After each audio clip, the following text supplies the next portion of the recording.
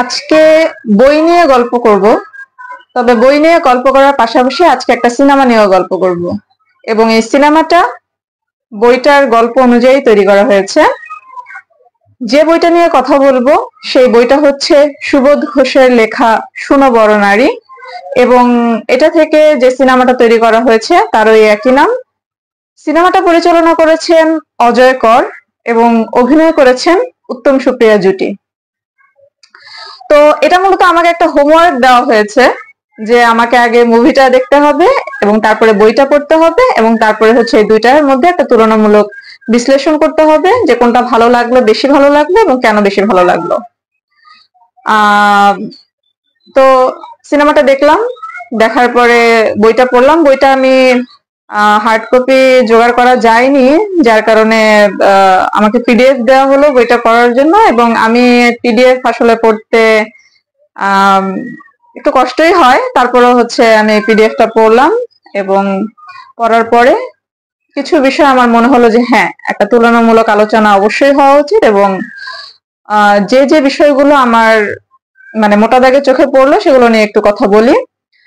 তবে শুরুতেই বলে রাখি যে আমি খুব একটা মুভি ফ্রিক না, তাই মুভি বিশ্লেষণ করার জন্য যতটা দক্ষতা থাকা উচিত বা যতটা বিচক্ষণতা থাকা উচিত আমার হয়তো ততটা নাই। আমি একান্তই একজন সাধারণ দর্শক হিসেবে এবং সাধারণ পাঠক হিসেবে সিনেমা এবং বইয়ের একটা সাধারণ তুলনাই করছি। তো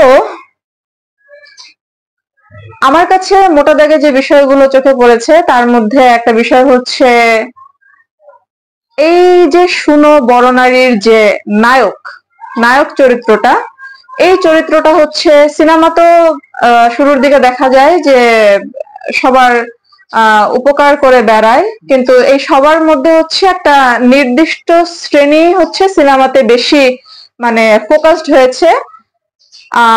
তো এটা দেখে একটু খটকা লাগার সম্ভাবনা আছে যে শুধুমাত্র একটা শ্রেণীর উপকার করছে, এরকম একটা বিষয় মানে খটকা না ধরলে না, কিন্তু যখন আমি বইটা পড়লাম তখন আমার মনে হলো যে না, বইয়ে আরেকটু ডিটেইলড দেয়া আছে যে সে আসলে কাদের কাদের উপকার করে, শুধু একটা বিশেষ শ্রেণীর উপকার করে নাকি আরো একাধিক ক্যাটাগরি বা এরকম। তখন বইয়ের যে পটভূমিটা, এই জিনিসটা আমার খুব ভালো লাগলো, যে না হলে সিনেমাটা মনে হয় একদম হুট করে শুরু হয়ে যাওয়ার মতো একটা ব্যাপার।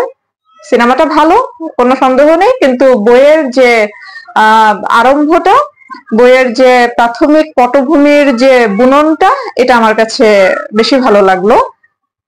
তারপরে হচ্ছে খুব গুরুত্বপূর্ণ একটা বিষয়, বইয়ের নায়িকা যে চরিত্রটা, যুথিকা চরিত্র, এই চরিত্র সিনেমা এবং বই দুটোতে আকাশ পাতাল তফাৎ।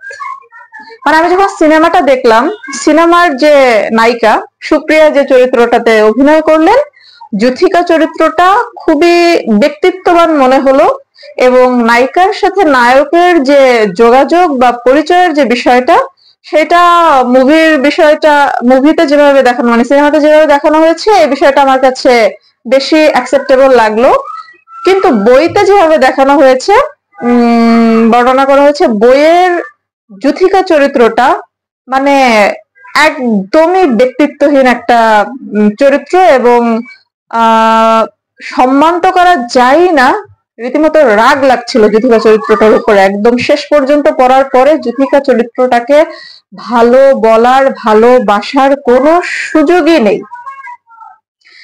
এবং মানে সবচাইতে যেটা কি বলবো, আমি কষ্টের বলবো না অন্য কিছু বলবো, মানে এই ধরনের ক্যারেক্টার গুলাকে আমি বাস্তবে দেখেছি, খুব কাছ থেকে দেখেছি।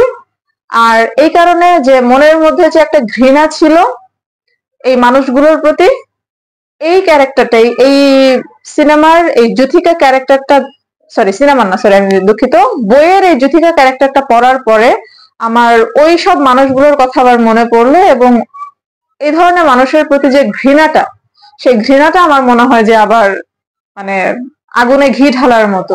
এই বইয়ের যুথিকা চরিত্রটা মানে এতটাই আমার কাছে মানে সোজা কথায় ঘৃণ্য। আমার ভাল লাগে নাই, মানে ভাল লাগে নাই বলতে লেখকের উপস্থাপন অসাধারণ, কিন্তু লেখক যেভাবে চেয়েছেন একদম আমার মনে হয় সেভাবেই যুথিকা চরিত্রটাকে স্কেচ করতে পেরেছেন, যে আচ্ছা আমি ডিটেল বলবো না, বাকিটা আপনারা বই পড়ে বা সিনেমা সিনেমা দেখলে একরকম ভাবে পাবেন, বই পড়লে একরকম ভাবে পাবেন, কিন্তু আপনারা পড়েন এবং সিনেমা দেখেন এটাই আমি চাই। কিন্তু শুধু এইটুকুই বলবো যে সিনেমার যুথিকা চরিত্রটা ব্যক্তিত্ববতী, কিন্তু বইয়ের যুথিকা ক্যারেক্টারটা একদমই ব্যক্তিত্বহীন এবং ঘৃণা করার মতো একটা চরিত্র। এরপরে হচ্ছে নায়ক চরিত্রটা। এই গল্পের নায়ক হচ্ছে, নায়কের নাম হিমাদ্রি, এবং এই চরিত্রটা আবার সিনেমা এবং বইয়ে বিপরীত। সিনেমার নায়ককে আমার যতটা না ভালো লেগেছে, বইয়ের নায়ককে আমার তার চেয়ে ঢের বেশি ভালো লেগেছে। মানে এত সুন্দরভাবে লেখক উপস্থাপন করেছেন, আমার খুব ভালো লেগেছে। এবং সমাপ্তির যে জায়গাটা, সেই জায়গাটায় গিয়ে আসলে নায়কের প্রতি কাইন্ড অফ রেসপেক্ট চলে এসেছে আমার হিমাদ্রির প্রতি।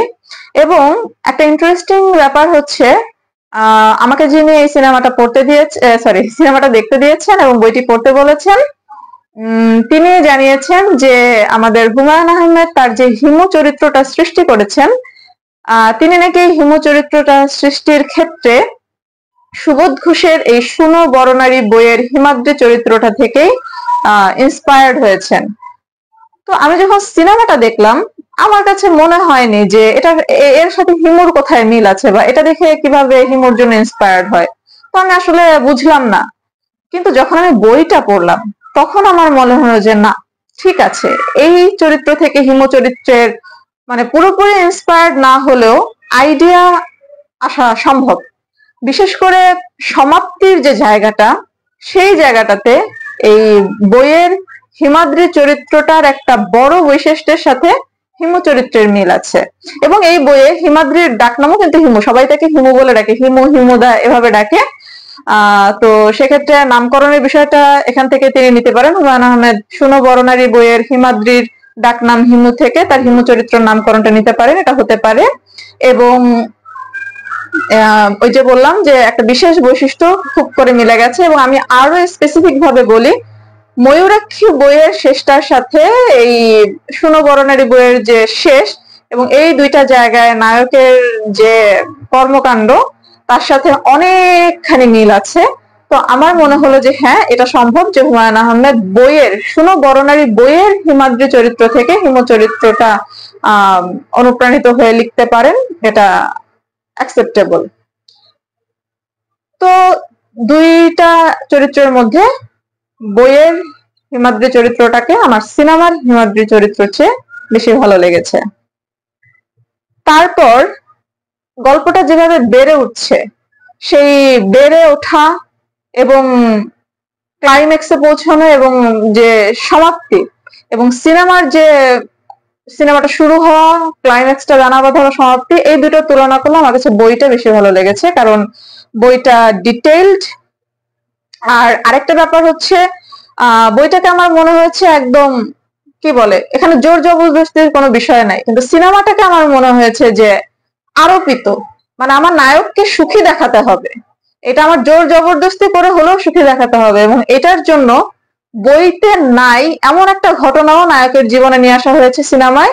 এই জিনিসটা আমার একদমই ভালো লাগে নাই। নায়ককে আসলে এইভাবে ধরে বেঁধে তার একটা অতীত ক্রিয়েট করে তাকে সুখী দেখাতে হবে, আমার মনে হয় এটা আসলে প্রয়োজন ছিল না বলবো না, কিন্তু আমার দুইটার মধ্যে তুলনা করলে বইয়ের ব্যাখ্যা বলেন, বইয়ের গল্প বলেন, বইটাই আমার বেশি ভালো লেগেছে। বইয়ের ব্যাপারটা এরকম, মানে সিনেমার ব্যাপারটা হয়ে গেছে আরোপিত, যে সুখী দেখাতে হবে। কিন্তু শেলির একটা কবিতা আছে না, যে our sweetest songs are those that tell of saddest thought, এই কথাটা আসলে আমার মাথায় ঘুরছিল যখন আমি বইটা পড়লাম। ঠিকই তো আছে, আমাদের দুঃখ সুন্দর, কখনো কখনো দুঃখই সুন্দর, সত্যিকারের দুঃখই সুন্দর। আরোপিত সুখের চেয়ে আমার সত্যিকারের যে দুঃখটা, সেটাই মনে হয় মনে দাগ কাটে বেশি। তো সিনেমার ওই আরোপিত সুখটা আমাকে সেভাবে টাচ করতে পারেনি, যতটা বইয়ের সত্যিকারের দুঃখটা আমাকে আমার মনে ধরলো আর কি।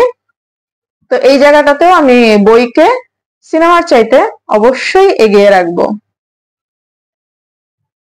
তো মোটা দাগে এই কয়টা বিষয় আসলে। এখন যদি বলেন যে উত্তম সুপ্রিয়ার অভিনয় কেমন লেগেছে, ভালো। সুপ্রিয়া এই চরিত্রের জন্য ঠিক আছেন। এখানে মনে হয় সুচিত্রাকে সেভাবে মানাতো কিনা, বোধহয় মানাতো না। আর উত্তম কুমারের পরিবর্তে অন্য কাউকে মানাতো কিনা সেটা আমি বলবো না, বললে মাইর খাওয়ার সম্ভাবনা আছে। উত্তমের অভিনয় ভালো, কিন্তু আচ্ছা থাক, উত্তমের অভিনয় ভালো, অভিনয় ভালো। অভিনয় নিয়ে আমি আর বেশি কিছু বলবো না, যেহেতু আমি সিনেমার খুব বেশি কিছু বুঝি না। আর বাকিদের অভিনয় খুব সুন্দর ছিল। আমার যেটা মানে মনে হলো যে এটা আসলে সিনেমাটা তো কমার্শিয়াল সিনেমাগুলো বানানো হয় মাস পিপলকে টার্গেট করে, তো সেক্ষেত্রে বইয়ের যে এন্ডিং বা বইয়ের যে মেসেজটা, আমার মনে হয় সেই সময়ে এই মেসেজ নিয়ে বা এই এন্ডিং দিয়ে যদি সিনেমাটা বানানো হতো তাহলে হয়তো সাধারণ দর্শককে এই সিনেমাটা টাচ করতে পারতো না। তো যেহেতু সিনেমাগুলো মাস পিপলকে টার্গেট করে বানানো হতো এই ধরনের সিনেমাগুলো, সেই জন্যই সম্ভবত গল্প চেঞ্জ করা হয়েছে এবং নায়ককে সুখী দেখাবার একটা ব্যাপার, যে হ্যাঁ ঠিক আছে, all's well that ends well, এরকম টাইপের একটা ব্যাপার। অতঃপর তাহারা সুখে শান্তিতে বসবাস করিতে লাগলো টাইপের একটা ব্যাপার, যে দর্শককে বুঝতে, সাধারণ দর্শককে বুঝ দেওয়ার একটা চেষ্টা করা হয়েছে। কিন্তু যদি ওই কি বলে চিরন্তন আবেদনের কথা বলেন, তাহলে বলবো বইয়ের আবেদনটাই বেশি। সিনেমার চাইতে বইয়ের আবেদনটা অন্তত আমার কাছে তো বেশি। বইয়ের এন্ডিংটাই মানে আমার কাছে খুব এরকমই হওয়া উচিত, বা মানে এইটাই কেন জানি আমি খুব বেশি অ্যাপ্রিসিয়েট করতে পারছি সিনেমার চাইতে। তো সিনেমা এবং বই দুইটার মধ্যে যদি সাজেস্ট করতে হয় তাহলে আমি বলবো যে সিনেমাটা ভালো, চাইলে আপনারা দেখতে পারেন, না দেখলেও ক্ষতি নাই। কিন্তু বইটা আমার খুব ভালো লাগলো।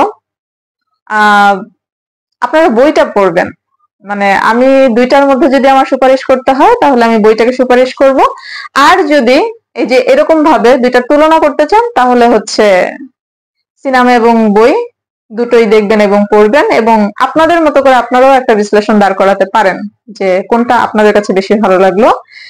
কিন্তু আমার একদম এক লাইনে বলতে গেলে সুবোধ ঘোষের শোনো বড়নারী বইটা আমার অজিত করের পরিচালনার সিনেমার চাইতে বেশি ভালো লেগেছে। বইয়ের প্রতি ভালোবাসা। ধন্যবাদ।